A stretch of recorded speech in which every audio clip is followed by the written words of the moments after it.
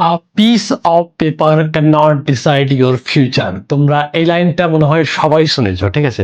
তোমরা অনেকেই ANM GNM 2026-এ appear করেছিলে, তোমাদের অনেকের পরীক্ষা ভালো হয়েছে, তোমাদের অনেক অনেক শুভেচ্ছা জানাচ্ছি।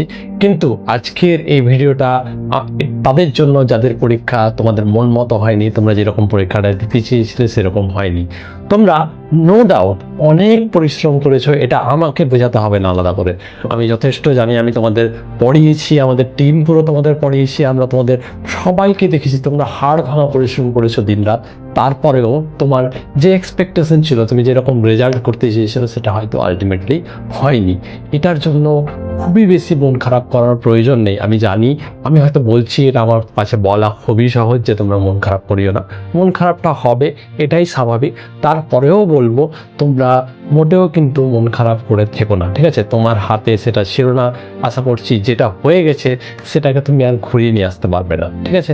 তো দেখো, একটা পরীক্ষা খারাপ হয়েছে, ঠিক আছে, এবং সেটা নিয়ে তুমি সারা জীবন মন খারাপ করে কিন্তু পার করতেও পারবে না। ওকে, তো সবাই একটু নিজেকে সান্ত্বনা দাও, ঠিক আছে? এবং আমি জানি বাড়ির লোক, বাড়ির পাশের বাড়ির লোক তোমাদের হয়তো অনেক কথা অনেকে শোনাবে যে কি ব্যাপার, খুব তো পড়ছিলি, কি হলো, ঠিক আছে? এগুলো বলা মানে বলবে, ওগুলো কথা একদম বাজে কথায় তোমরা টোটালি কেউ কান দেবে না।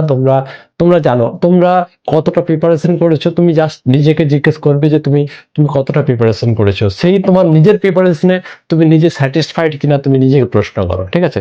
তারপরে তোমার যদি মনে হয় যে হ্যাঁ, তুমি যতটা পরিশ্রম তোমার দ্বারা করা পসিবল হয়েছিল সেই পরিশ্রমটা তুমি করেছো, তাহলে রিগ্রেটের কোনো জায়গা কিন্তু নেই, ঠিক আছে? অনেক স্টুডেন্ট কিন্তু চাকরির পরীক্ষার জন্য 2 বছর 3 বছর 4 বছর লেগে থাকে, তারপরে কিন্তু একটা চাকরি হয়, ঠিক আছে? তো ভেঙে পড়ার কিছুই নেই। তোমরা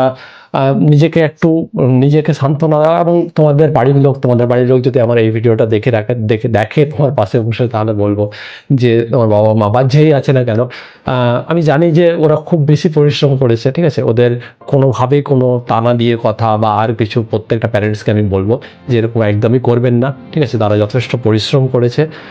একটা পরীক্ষা খারাপ হতেই পারে, সব কিছু পরীক্ষার হলে অনেক কিছু ম্যাটার করে, যেটা হয়তো আমরা পরীক্ষার বাইরে থেকে বুঝতে পারবো না। যখন আমরা স্টুডেন্ট পরীক্ষা দিতে যাই, তখন অনেক এংজাইটি কাজ করে, অনেক প্রেশার কাজ করে, অনেক কিছু কাজ করে। তো সেটার জন্য হতে পারে পরীক্ষা খারাপ হয়ে গেছে এবং কোশ্চেন এরকম হবে, আমরা নিজে যে পড়িয়েছি আমরাও কিন্তু এরকম এক্সপেকটেশন করিনি। তো যাই হোক, যেটা হয়ে গেছে সেটা নিয়ে মন খারাপ করার কোনো প্রয়োজন নেই, এবং গার্জেনদের বলবো, প্যারেন্টসদের বলবো, বকাবকি করার কিন্তু কোনো প্রয়োজন নেই। আর তোমরাও কিন্তু মনোবল হারাবে না, ঠিক আছে? তোমাদের স্বপ্ন, অনেকের স্বপ্ন যে তোমরা নার্স হবে, তোমরা হয়তো ভেবেছো। তারপরে যারা হয়তো পারছো না, যাদের স্কোর হয়তো অনেকটা কম এসছে, তোমরা একদমই মন খারাপ করবে না।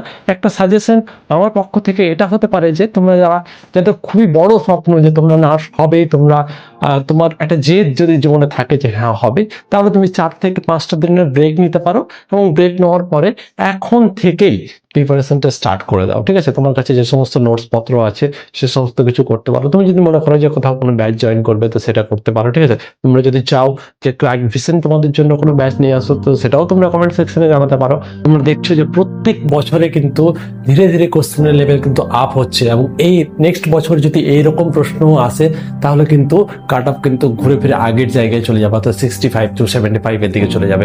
তো প্রিপারেশন কিন্তু তুমি যদি মনে করো যে তোমার একটা নার্সিং কলেজ লাগবে, তাহলে তুমি প্রিপারেশন এখন থেকেই স্টার্ট করো, এবং খুব ভালোভাবে করো, ঠিক আছে? যাতে তোমাকে নেক্সট বছর এইরকম দিনের জন্য অপেক্ষা করতে না হয়। তুমি প্রত্যেকটা জিনিস খুব ভালো করে, খুব ডিটেলসে পড়ো, এবং সেই জিনিসগুলো বেশি বেশি প্র্যাকটিস করো, বেশি বেশি রিভিশন করো, বেশি বেশি মক টেস্ট দাও, এবং নিজেকে 100% প্রিপেয়ার রাখো। প্রিপারেশন এখন থেকেই স্টার্ট করতে হবে, ঠিক আছে? তো এই হচ্ছে কথা। তোমরা আবারও তোমাদের বলছি, a piece of paper can not decide your future, right? তো তোমরা আবার সবাই নিজেকে কিছুটা শান্ত করে নাও, এবং আবার নিজের পড়াশোনা আবার নতুন করে স্টার্ট করো, এটা আশা রেখেই আজকের ভিডিওটা আমি শেষ করছি। সবাই ভালো থাকবে, সুস্থ থাকবে। Thank you very much.